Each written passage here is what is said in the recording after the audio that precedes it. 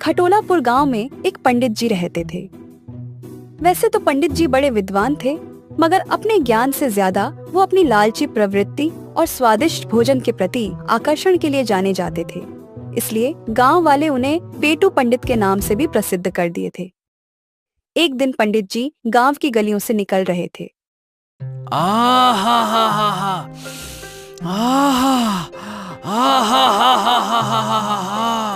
क्या खुशबू है, लगता है कि कहीं देसी घी में जलेबियां बन रही हैं। वाह वाह वाह वाह वाह वाह वाह। मगर यह खुशबू आ कहां से रही है?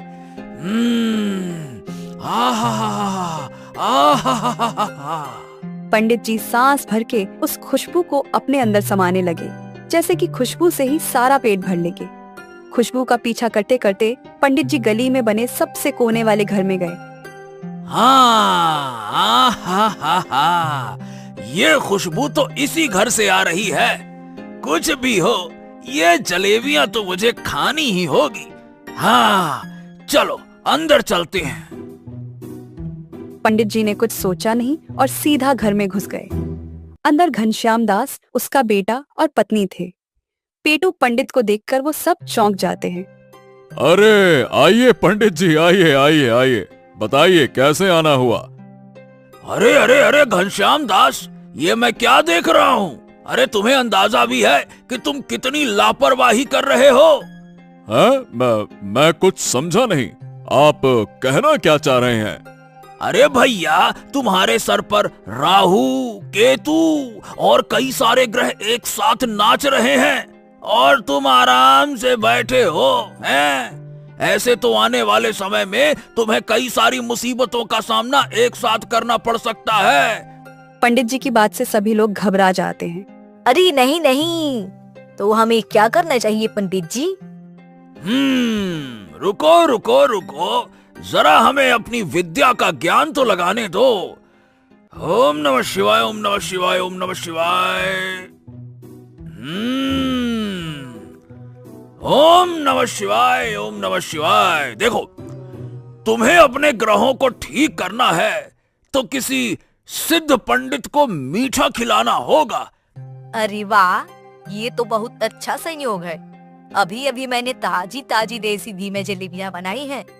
पंडित जी, मैं आपको ही खिला देती हूँ, फिर तो इनके सारे ग्रह ठीक हो जाएंगे ना? हाँ हाँ, बिल्कुल ठीक हो जाएगा।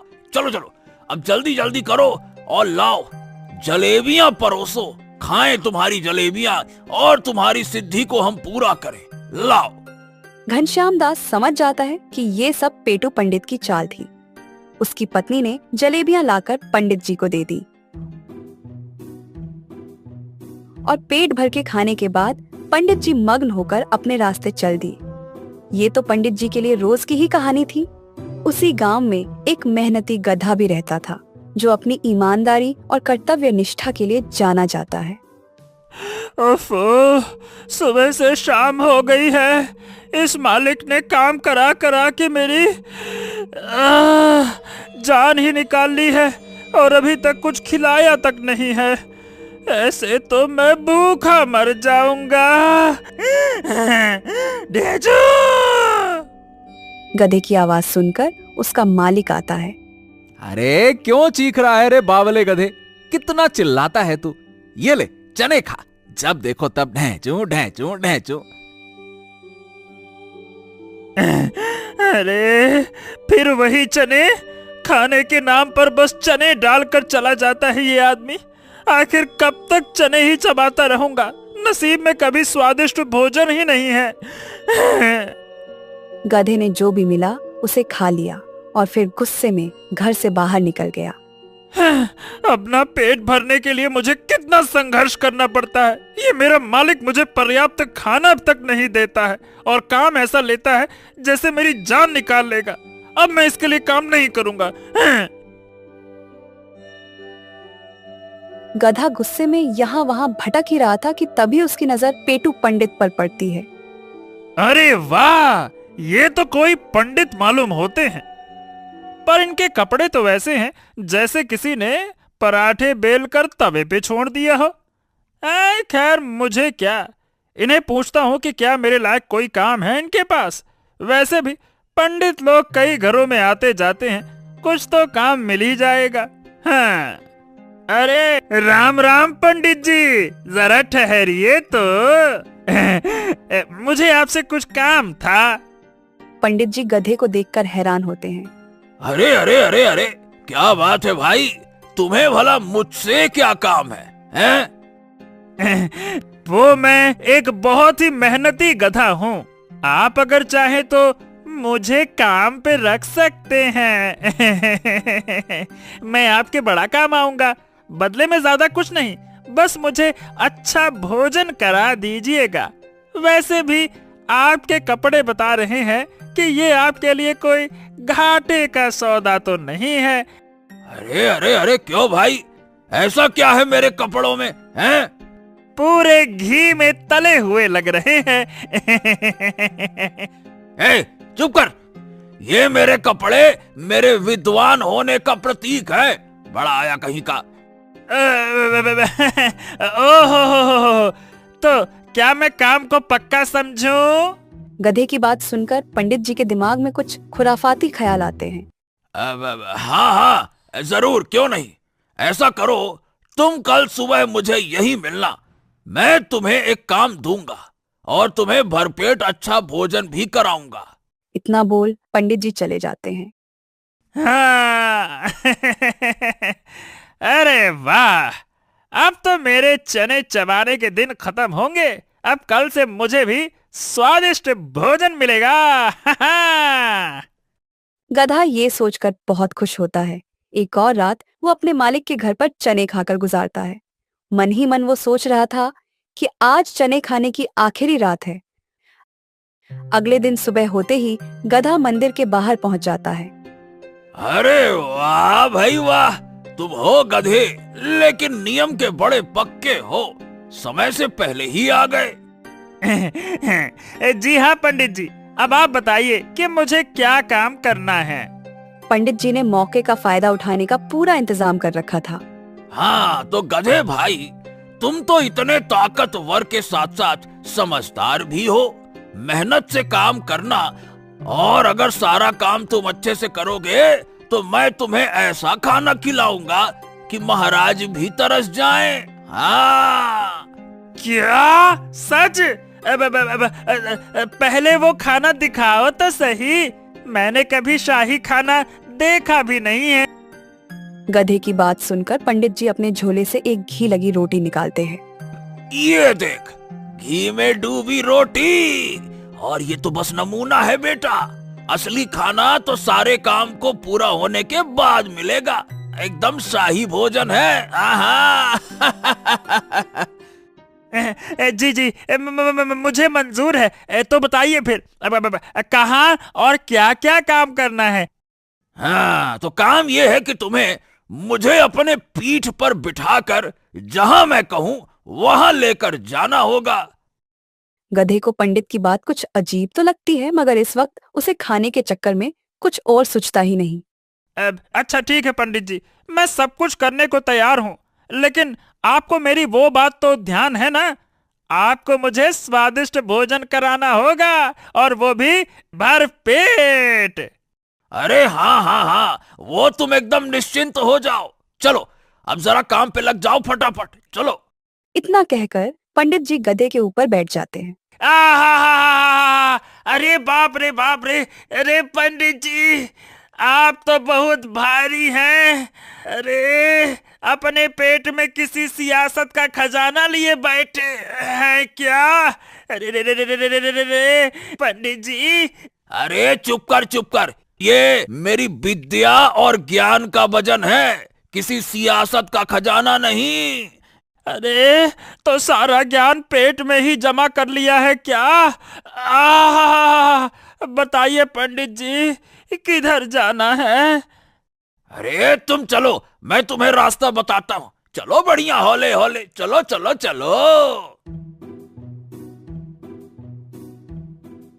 पंडित जी गधे को बाजार में नई खुली एक बड़ी ढाबे पर लेकर जाते हैं। हाँ लो, हम पहुँच गए। अब तुम जरा यहीं रुको, मैं अभी आता हूँ। पंडित जी गधे को बाहर खड़ा करके खुद अंदर चले जाते हैं। अरे पंडित जी, आप यहाँ कैसे हैं? अरे भैया, हमने सुना है कि आपकी ये नई नवेली दुकान खुली है, तो हमने सोचा कि आपके पहले ग्राहक बनकर आपके पूरे खानों को प्रसाद बना देते हैं। फिर तो आपकी दुकान दिन दूनी रात चौगुनी तरक्की करेगी। मालिक समझ गए कि ये वही पेटू पंडित है जिनके बारे में सारे गांव में चर्चा है। उन्हें पता था कि इनसे बचना नामुमकिन है, इसलिए उन्होंने पंडित जी के लिए खाने की थाली लगवा दी। बाहर खड़ा गधा ये सब देख रहा था। वाह वाह वाह वाह, पंडित जी की असली खूबियां तो उनके खाने के कारनामों में छिपी है। प्रसाद के नाम पर तो इन्होंने पूरी की पूरी थाली ही खाली कर दी। उधर अंदर पंडित जी ने अपनी पोटली में से मिर्ची और नमक का डिब्बा निकाला और थाली में स्वादानुसार छिड़काव किया। अब तो स्वाद बिगड़ने का सवाल ही नहीं था। अगर मेरी भी ऐसी दावतें होती तो कैसा मजा आता, लेकिन न जाने मेरी बारी कब आएगी। हाँ। पंडित जी ने पेट भर के खाया और फिर गधे के पास आकर डकार लेते हुए बोले, हरिओम हरिओम हरिओम, ओम नमः शिवाय, ओम नमः शिवाय। तो पंडित जी, मेरा भोजन कहाँ है? अरे रुको तो गधे, पहले जरा हमें तो कुछ मीठा चखने दो। मीठा के बिना भोजन संपन्न नहीं होता है। इतना कहकर पंडित जी एक बार फिर से गधे पर चढ़ जाते हैं। ये पंडित जी कितने भारी हैं, मेरे तो शरीर में दर्द होने लगा और सुबह से भूखा भी हूँ। कहाँ से बैठा लिया मैंने इनको? अरे अरे, क्या बड़बड़ाए जा रहे हो? कुछ कहा क्या तुमने? नहीं नहीं नहीं पंडित जी, मैं तो हूँ गधा। आप तो ये बताइए कि आगे कहाँ जाना है? हाँ, लगता है कि कहीं हाँ आस पास मिठाई की दुकान है। देखो तो बड़ी अच्छी खुशबू आ रही है। हा, जहाँ से खुशबू आ रही है उस तरफ चलो चलो चलो चलो। अब बेचारा गधा फिर से पंडित जी के बताए रास्ते पर चल देता है। चलते चलते अचानक से वो लड़खड़ा भी जाता है, मगर भोजन की आस में वो रुकता नहीं। मिठाई की दुकान पर पहुंचकर पंडित जी वहां भी छकने के नाम पर कई स्वादिष्ट मिठाइयां खा लेते हैं। इसी तरह से पंडित जी पूरे बाजार में गड्ढे पर बैठकर सैर कर लेते हैं और उनकी खूब पेट पूजा हो जाती है। पंडित जी, अब तो शाम होने को आ गई है। आपका भोजन भी हो गया, मीठा भी हो गया। अब तो आप मुझे मेरा भोजन दे दीजिए। भूख के कारण बड़ी कमजोरी लग रही है। उधर पंडित जी का तो गधे को भोजन कराने का कोई इरादा था ही नहीं और अब वो गधे से अपना काम भी निकलवा चुके थे। इसलिए बहाना बनाते हुए पंडित जी कहते हैं, देखो, आज तो जिन जिन दुकानों पर मैं गया था वो सब नई नई खुली थी और मैं ही वहां पहली बार गया था, तो भला तुम्हें कैसे खिलाता? और लोग अगर पंडित के साथ गधे को देखते तब तो वो मुझे पूछते भी ना। इसीलिए आज तुम ये घी वाली रोटियां ऐसे ही खा लो। अब जब कल मैं और तुम फिर से बाजार जाएंगे तब मैं तुम्हें इससे भी बड़ी दुकान में खाना खिलाऊंगा। मेवे, मालपुआ, शाही वाला खाना खिलाऊंगा कल। अब तो गधा यह समझ जाता है कि पंडित उसे बेवकूफ बना रहे हैं और दूर दूर तक उसे भोजन नहीं कराएंगे।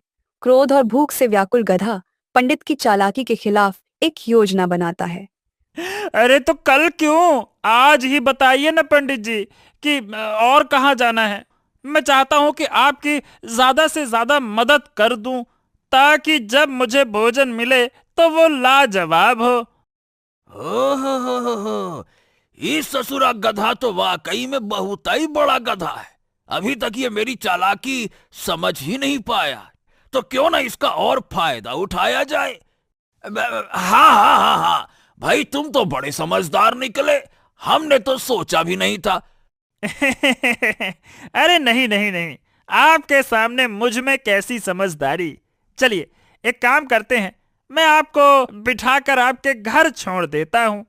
पंडित जी तो ये सब सुनकर खुशी से फुले नहीं समा रहे थे। उनके लिए तो चांदी ही चांदी थी। खा पीकर अब उन्हें बैठे बैठे घर जाने को मिल रहा था और उन्हें बिल्कुल मेहनत भी न करनी पड़ती। फिर पंडित जी मजे से गधे पर बैठ जाते हैं और चल देते हैं। गधा उनको उबड़ खाबड़ रास्ते से लेकर जा रहा था। अरे अरे अरे गधे, ये तुम हमें अरे भाई किस रास्ते से ले जा रहे हो? बहुत बहुत दच्चा लग रहा है, मतलब झटके लग रहे हैं। अरे अरे कहीं गिरा, अरे पटक न देना भैया, गिरा दोगे क्या? अरे आराम, अरे अरे अरे अरे आराम से आराम से। बस बस बस बस, अपने पेट शांति के लिए थोड़े झटके लगा रहा हूँ, इससे आपके सारे दोष खत्म हो जाएंगे। गधा उनके घर जाने की बजाय उन्हें बाजार के मुख्य चौराहे पर ले जाकर खड़ा कर देता है। अरे गधे, तुमने गलती कर दी। ये मेरा घर थोड़ी है, मेरा घर तो दूसरी दिशा में है। दरअसल पंडित जी, आपकी दशा ने आपकी सारी दिशाएं खराब कर दी हैं। गधा अचानक जोर जोर से बोलने लगता है।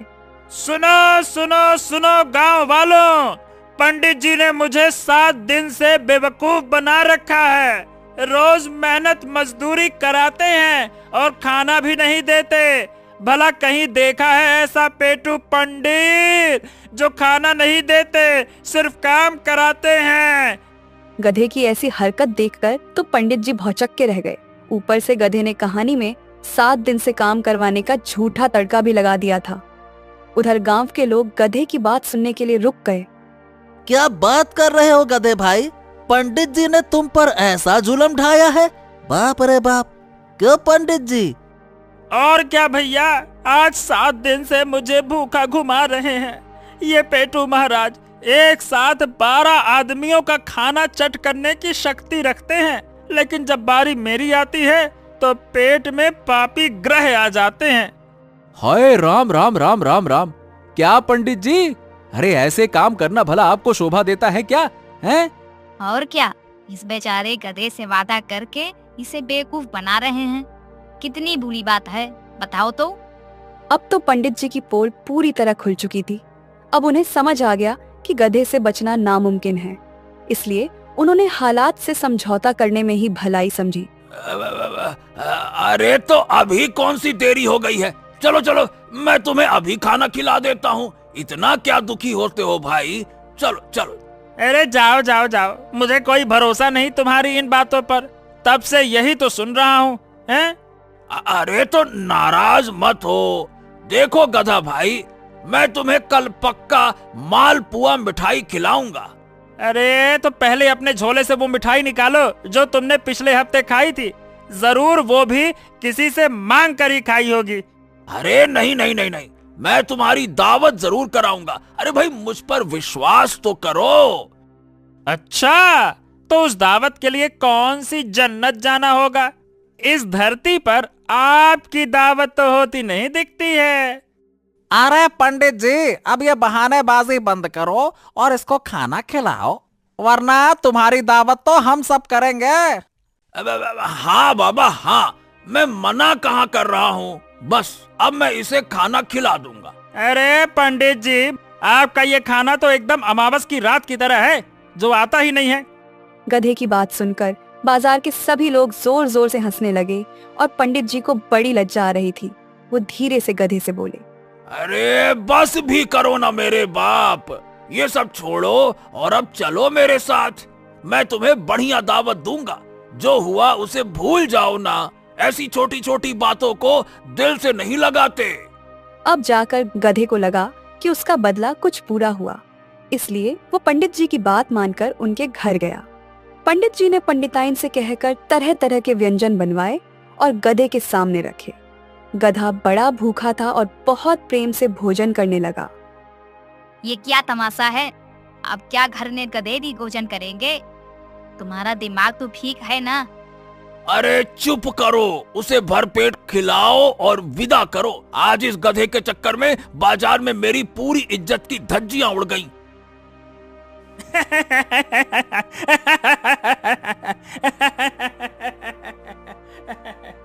हे राम, ये गधा तो सच में मेरा बाप बन गया।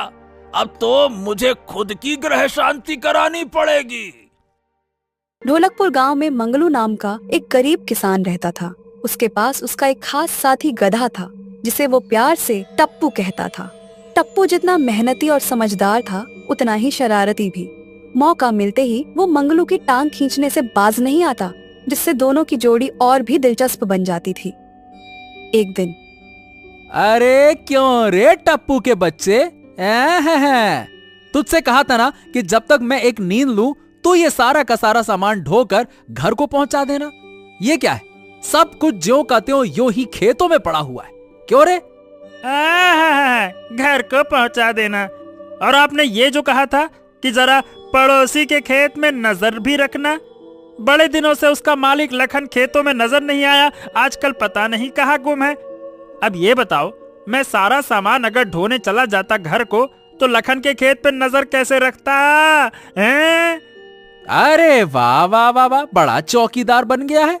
अरे वो तो मैंने ऐसे ही बातों बातों में कह दिया था। और क्या अब तू सारा काम धंधा छोड़कर लखन के खेतों को ताकेगा क्या? हैं? मुझे पता है ये सब कुछ तेरी चाल है। तू बातों को पकड़कर बस मुझे बेवकूफ बनाता है और कुछ नहीं, गधा कहीं का। अरे अंडरस्टैंडिंग मिस हो गई है, मतलब कि स्टैंडिंग मिस अंडरस्टैंडिंग हो गई है मालिक। खैर ये सब छोड़ना। देखो फसल तो कहीं भागे थोड़े न जा रही है, कुछ काम कल के लिए भी छोड़ दो। चलो अब घर चलते हैं, अब तो शाम भी ढल चुकी है, हैं? टप्पू बात को घुमा देता है और फिर दोनों घर जाते हैं। मंगलू का टप्पू के अलावा इस दुनिया में और कोई नहीं था। घर पहुंचकर मंगलू टप्पू को खाने के लिए गाजर डाल देता है और खुद भी खा पी कर सोने चला जाता है। अरे ये मालिक दिन में भी इतना सोए हैं और अब फिर से सोने चले गए। न जाने इन्हें इतनी नींद आती कहां से है। और एक मैं हूं, मुझे तो आज नींद ही नहीं आ रही है। आजा निंदिया आजा, आजा निंदिया आजा, रे आ भी जा। हाँ। टप्पू खुद से बातें कर ही रहा था कि तभी उसका ध्यान गांव से बाहर आसमान में चमकती हुई किसी चीज पर पड़ती है। हाँ, हाँ, हाँ, ये क्या हो सकता है? ऐसा लग रहा है कि जैसे कोई तारा टूटकर हमारे ही गांव में गिरा हो। टप्पू देखता है कि वो चमकीली चीज सचमुच में नीचे आकर कहीं गिर जाती है। टप्पू ये देखकर एकदम से खड़ा हो जाता है। हो, आखिर वो चीज थी क्या? और मुझे लगता है कि वो आसपास ही कहीं गिरी है। अब तो मैं उसे देखने को बड़ा व्याकुल हो रहा हूँ। ये सोचकर टप्पू उस चीज की तलाश में निकल जाता है। चलते चलते वो एक खाली मैदान के पास पहुँचता है। वहाँ पहुँचने के बाद उसे वो चीज नजर आ जाती है। हे ससुरा, ये क्या? ये तो कोई उड़न तस्तरी मालूम होती है। मैंने इसके बारे में तो बहुत कहानियां सुन रखी हैं। हाँ, अगर ये यहाँ आकर गिरी है तो जरूर आसपास कोई एलियन भी होगा। अरे बाप रे, मुझे यहाँ से जल्दी निकल जाना चाहिए, कहीं वो एलियन मुझे पकड़ ना ले। टप्पू भांप गया कि आसपास एलियन हो सकता है, इसलिए वो वापस जाने लगा। लेकिन तभी उसे किसी की आवाज आई। उसने पलटकर देखा कि उड़न तश्तरी से एक एलियन बाहर आया और टप्पू की तरफ बढ़ने लगा। अरे बाप रे, एलियन! अरे देखो, वहीं रुक जाओ। अरे मेरे पास मत आना। अरे एक दुलत्ती मारूंगा तो फिर से अपनी तस्तरी में जाके गिरेगा। टप्पू बड़बड़ाता रहा, लेकिन एलियन उसके पास आता रहा। ओए। नजदीक आते ही एलियन ने उसकी पूंछ पकड़ ली। ओए हट। अरे मैंने कहा हट जा। अरे वरना अच्छा नहीं होगा। हट, अरे हट ना, हट। नमस्ते, मेरा नाम जीपू है और मैं दूसरी दुनिया का इंसान हूँ। मेरी स्पेसशिप खराब होने से यहाँ पृथ्वी पर आ गया हूँ। तुम्हारा नाम क्या है? ऐ ससुरा, ये क्या बोल रहा है बे? तुम हमारी भाषा में नमस्ते भी कर लेते हो क्या? तुम तो काफी समझदार मालूम पड़ते हो। हाँ, और मैं जिसे भी छूता हूँ उससे उसकी भाषा में बात कर सकता हूँ। वैसे तुमने अपना नाम नहीं बताया दोस्त।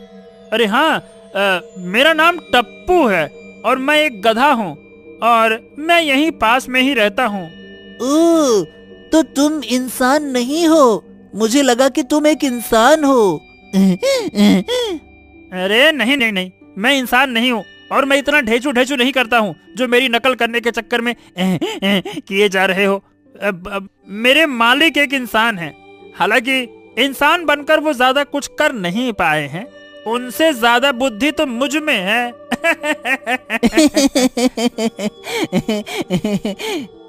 चीपू टप्पू की ये बात सुनकर हंसने लगता है। ऐसे ही दोनों में और बातचीत होती है और दोस्ती भी हो जाती है। टप्पू जीपू को आसपास का इलाका घुमाता है। वैसे ये तो काफी ग्रामीण इलाका लग रहा है। हमारे यहाँ तो ऐसा नहीं है, सब कुछ बहुत आधुनिक है। ओह, ऐसी बात है क्या? टप्पू को विचार आता है कि जीपू की टांग खिंचाई करनी चाहिए, इसलिए वो पेड़ की तरफ इशारा करके कहता है, क्या बात कर रहे हो दोस्त? देखो हम कितने आधुनिक हैं, मैं तुम्हें दिखाता हूँ। वो जो सामने पेड़ लगा है ना, उस पर देखो कितना ढेर सारा पिज्जा उगा हुआ है। हाँ। हैं? पिज्जा पेड़ पर कहाँ उगता है? वो तो बनाया जाता है ना। वही तो बात है ना, तुम लोग पिछड़े हुए समय में रह रहे हो, इसीलिए तुम्हारे यहाँ अभी तक पिज्जा बनाया जाता है। मगर हम देखो सही मायने में आधुनिक हैं, इसीलिए हम पेड़ पर उगे हुए पिज्जा खाते हैं। इससे काम और आसान हो जाता है। सच में? अरे वाह वाह वाह वाह वाह, तुम तो काफी आधुनिक लोग हो। तो क्या मैं वो पिज्जा चख सकता हूँ? अरे नहीं नहीं नहीं, अभी नहीं, अभी तो पिज्जा ठीक से पका नहीं है। जब पक जाएगा तब चखना। चीपू हाँ में मुंडी हिलाता है और फिर दोनों आगे बढ़ते हैं। कुछ दूरी पर एक पोखर मिलता है।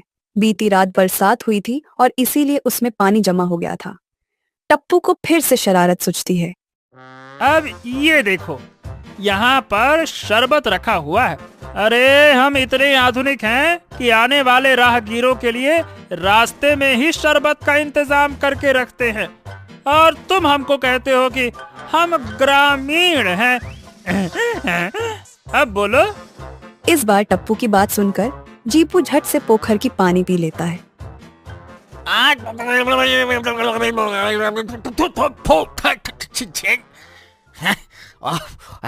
ये क्या था? कैसा गंदा पानी था ये? हैं? तुम ये क्या क्या पिला दिया मुझे? छी! कितने बेवकूफ हो तुम। ओ, तो तुमने मुझे बुद्धू बनाया। जाओ, मुझसे बात मत करना।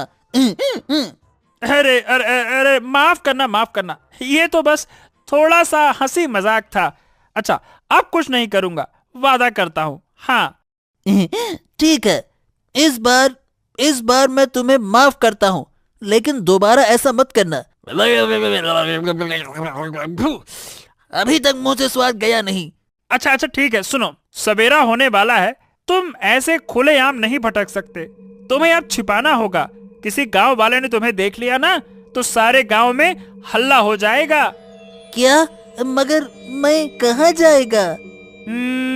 एक काम करो, मेरे साथ घर चलो, मैं तुम्हें मेरे घर में छुपा दूंगा। टप्पू जीपू को अपने साथ ले जाता है और घर के पीछे बने भंडार घर में छिपा देता है। कुछ भी हो जाए, यहाँ से बाहर मत निकलना, मैं जल्दी ही वापस आऊंगा।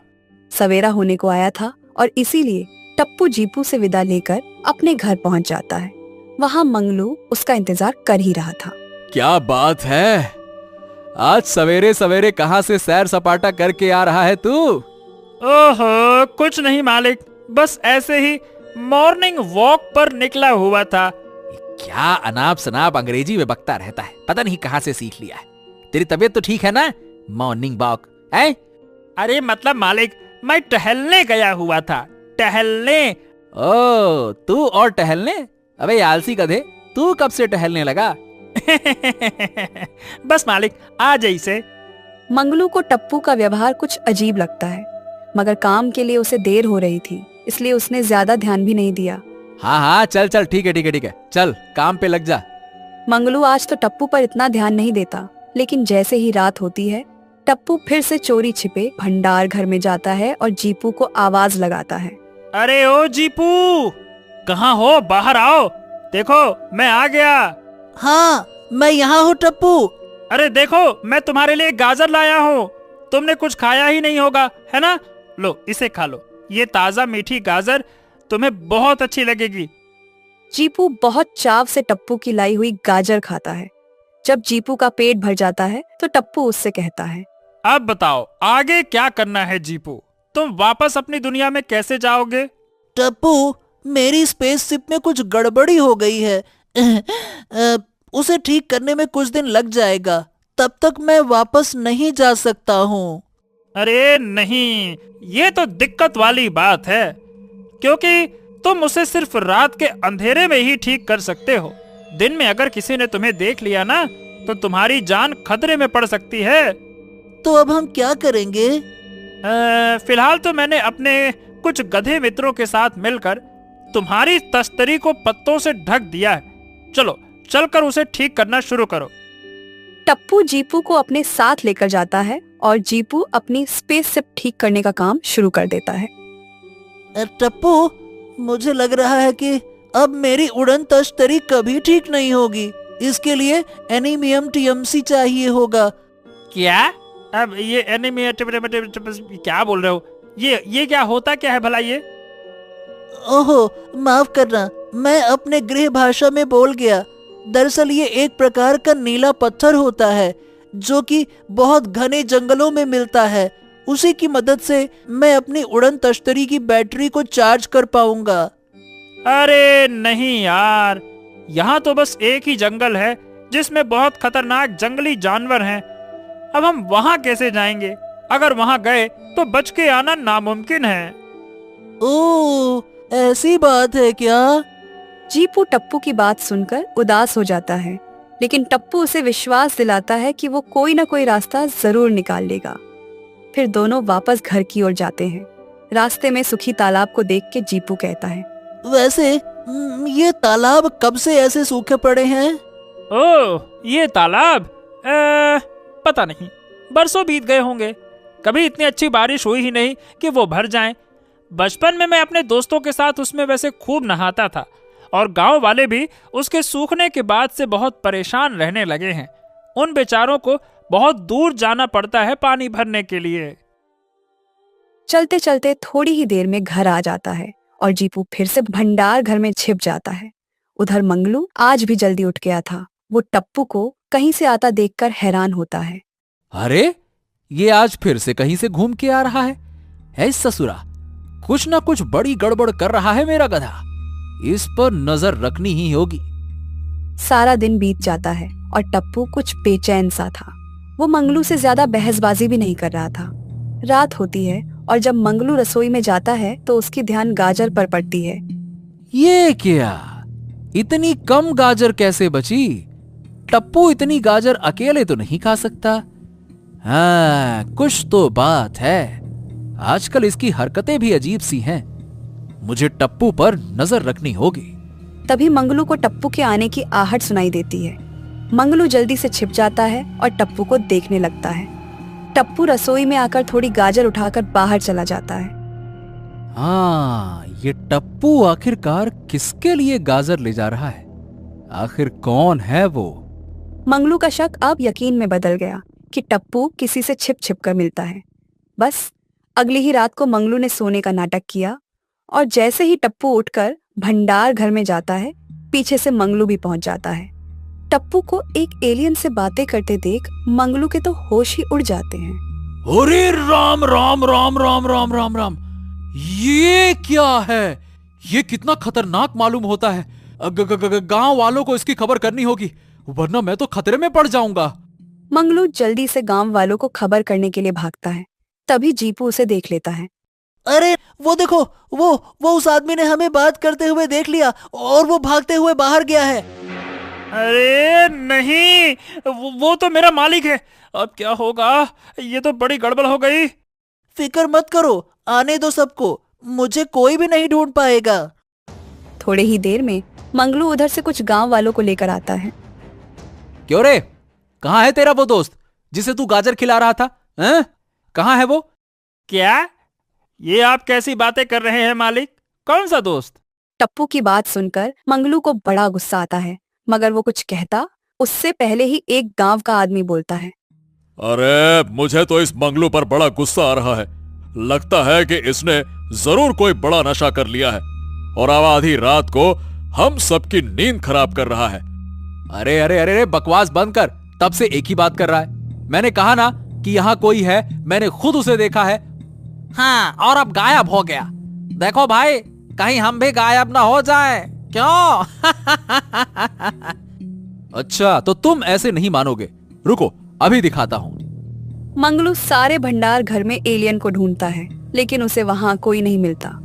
हार कर वो बैठ जाता है और अपना सर पकड़ लेता है। चलो भैया चलो, हो गया तेरा नाटक खत्म, तो अब हम चलें। अगर वो दोबारा मिले ना तो उसे रोक के रखना, हम सुबह आकर उससे मिल लेंगे। चलो भैया, चलो चलो चलो। हाँ हाँ चलो चलो चलो। सारे लोग वहाँ से चले जाते हैं और कोई भी मंगलू की बात पर यकीन नहीं करता है। तभी मंगलू का ध्यान ऊपर की ओर जाता है तो उसके तो होश ही उड़ जाते हैं। छत पर जीपू चिपका हुआ था। ये देखकर तो मंगलू डर के मारे वहीं बेहोश हो जाता है। देखा मेरा कमाल, मेरे दोस्त टप्पू। बहुत अच्छे बहुत अच्छे, लेकिन अब तुम्हारा यहाँ रुकना खतरे से खाली नहीं है। चलो यहाँ से जल्दी चलते हैं। तुम्हारे उस नीले पत्थर को आज रात में ही ढूंढना पड़ेगा, चाहे जितना भी खतरा क्यों ना उठाना पड़े। तुम सही कह रहे हो, अब मुझे वापस जाना ही होगा, वरना तो अब गांव वाले मुझे देख लेंगे ना तो खतरा हो जाएगा सबके लिए। हाँ हाँ जरूर जरूर, लेकिन अभी यहाँ से चलो, इससे पहले कि मालिक को होश आ जाए। टप्पू और जीपू दोनों वहाँ से चल पड़ते हैं जहाँ पर जीपू की स्पेसशिप थी। वहाँ पहुँचते ही वो दंग रह जाते हैं, क्योंकि मंगलू भी उनका पीछा करते हुए वहाँ तक आ गया था। मालिक, आप यहाँ? हाँ, मैंने बेहोश होने का नाटक किया ताकि मैं तुम्हारा पर्दाफाश कर सकूं। बड़े आए थे मुझे उल्लू बनाने वाले। देखा, मैंने दोनों को रंगे हाथों पकड़ लिया ना। मालिक, आप गलत समझ रहे हैं। ये जीपू है और ये दूसरी दुनिया से आया है। इसे हमारी मदद की जरूरत है मालिक, और ये बिल्कुल भी खतरनाक नहीं है, बल्कि ये तो मेरा दोस्त है। लेकिन जब ये दूसरी दुनिया का है तो यहाँ क्या करने आया है इस दुनिया में, हैं? टप्पू मंगलू को जीपू की सारी कहानी सुनाता है। मंगलू को समझ आता है कि जीपू तो खुद दूसरे अनजान ग्रह पर फंसा हुआ है। जीपू मंगलू का हाथ पकड़ता है और वो इंसानों की भाषा एक पल में सीख जाता है। मुझे माफ करना, मैंने तुम्हें गलत समझा। तुम तो हमारे मेहमान थे और मैंने तुम्हें डरा दिया। माफ करना दोस्त। कोई बात नहीं, आपका डरना भी लाजमी था। लेकिन अब उस नीले पत्थर का क्या करेंगे? मैंने सुना है कि उस जंगल में बहुत खूंखार जानवर रहते हैं। हम उनके बीच से पत्थर कैसे लाएंगे? क्यों ना हम जंगल में आग लगा दें, जिससे कि सारे जंगली जानवर डर के भाग जाएंगे और हम पत्थर ले आएंगे। वाह वाह वाह वाह वाह, क्या एकदम गधे जैसी बात की है। इससे तो कितने जानवर जल के मर जाएंगे, ये नहीं सोचा? हम ऐसा नहीं कर सकते। हाँ, ऐसा करना ठीक नहीं होगा टप्पू, मगर तुम्हारा विचार बहुत अच्छा है। मैं इंफ्रारेड लेजर से आर्टिफिशियल आग लगा सकता हूँ, जिससे जंगल और वहाँ के जानवरों को कोई खतरा भी नहीं होगा, और आग के डर से जंगल का वो हिस्सा भी खाली हो जाएगा जहाँ हमें पत्थर मिलेगा। अरे वाह वाह वाह, अब तुमने की अकल वाली बात। अगर तुम ऐसा कर सकते हो फिर तो कोई समस्या ही नहीं है। फिर क्या था, मंगलू, जीपू और टप्पू तीनों जंगल में चल पड़े नीले पत्थर की तलाश में। जीपू जंगल में आर्टिफिशियल आग लगा देता है, जिससे सारे जानवर डर से जंगल के दूसरे हिस्से में भाग जाते हैं। जीपू को कुछ सिग्नल की मदद से पता चलता है कि नीला पत्थर जंगल के सबसे पुराने पेड़ की जड़ में दबा हुआ है। टप्पू, ये रहा वो पेड़ जिसकी जड़ में नीला पत्थर मौजूद है। मगर मैं तो घर से फावड़ा लाया ही नहीं। अब इसे खोदेंगे कैसे, और कैसे उस पत्थर को बाहर निकालेंगे? हाँ हाँ हाँ, जैसे आप अपनी फावड़ा लेकर आते तो इस विशाल पेड़ को खोद कर ही गिरा देते। बड़े आए, बीज बोने तक के लिए मेरी मदद लेते हो और चले हैं पेड़ गिराने। अरे चुप कर, हर वक्त मेरी बेइज्जती करता रहता है। तो खुद किसी काम का है क्या? है तू ही निकाल देना पत्थर को, बड़ा आया समझदार कहीं कर। नहीं नहीं नहीं, ये सब करने की जरूरत नहीं पड़ेगी, रुको। फिर जीपू अपनी जादुई शक्तियों से पेड़ को धीरे धीरे हवा में उठाने लगता है। पेड़ को हवा में उठते ही उसके नीचे एक चमकदार नीला पत्थर नजर आता है। मंगलू तुरंत भागकर उसे उठा लेता है। फिर जीपू पेड़ को वापस जमीन से जोड़ देता है। अरे वाह, बाप रे, कितना शानदार पत्थर है ये। अब मेरी उड़न तश्तरी बिल्कुल ठीक हो जाएगी। चलो जल्दी से चलते हैं यहाँ से। जीपू जंगल की आर्टिफिशियल आग को बुझा देता है और तीनों फिर से स्पेस शिप के पास जा पहुंचते हैं। जीपू भी जल्दी से अपनी बैटरी चार्ज कर लेता है और उसकी स्पेस शिप एकदम ठीक हो जाती है। हाँ, अब फिक्र की कोई बात नहीं है टप्पू। अब मेरी स्पेसशिप बिल्कुल ठीक हो गई है। हाँ जीपू, अब तुम वापस अपनी दुनिया में जा सकते हो। अब जब मैं यहाँ से मेहमान बनकर वापस जा रहा हूँ तो भला खाली हाथ कैसे जा सकता हूँ। इसीलिए मेरी तरफ से ये एक तोहफा सभी गांव वालों के लिए। अरे वाह वाह वाह वाह वाह वाह, ये तो कमाल हो गया। तुम्ही ने कहा था ना कि ये तालाब बहुत वक्त से सूखा पड़ा है। लो, मैंने इसे भर दिया। अब गांव वालों को पानी की समस्या नहीं होगी। तुम तो सचमुच में बहुत अच्छे हो। तुमने तो हम सब पर बड़ी मेहरबानी की है। भला मैंने तुम्हें कितना गलत समझा था। एक बार फिर से मुझे माफ करना जीपू। हाँ जीपू, गांव वाले बहुत खुश होंगे। तुम्हारा बहुत धन्यवाद जीपू। अब मैं यहाँ रोज नहाने आऊंगा। हाँ।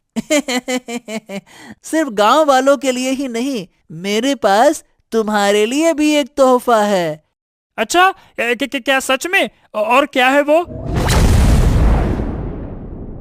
ये लो टप्पू, ये एक ऐसा गैजेट है जिसे गले में पहनने के बाद तुम किसी भी पक्षी या जानवर की भाषा बोल सकोगे। इससे तुम कई नए दोस्त बना सकोगे। अरे नहीं, अब तो ये गधा मुझे और भी ज्यादा परेशान करेगा। अब ये तरह तरह की भाषाएं बोलेगा और मेरा सर खाएगा। दोस्त, मुझे बहुत खुशी है कि मैं रास्ता भटककर यहाँ पर आ गया। अगर मैं यहाँ नहीं आता तो मुझे तुम जैसा दोस्त कभी नहीं मिल पाता। मुझे तुम्हारी सच में बहुत याद आएगी मेरे दोस्त। मुझे भी जीपू। मैं उम्मीद करता हूँ कि मैं तुमसे फिर से मिल सकूं और तुम्हें सचमुच में ठंडा शरबत और पिज्जा खिलाऊं। लेकिन इस बार मैं बेवकूफ नहीं बनने वाला टप्पू। जीपू अपनी स्पेस शिप में बैठकर टप्पू और मंगलू से विदा लेता है और देखते ही देखते आंखों से ओझल हो जाता है।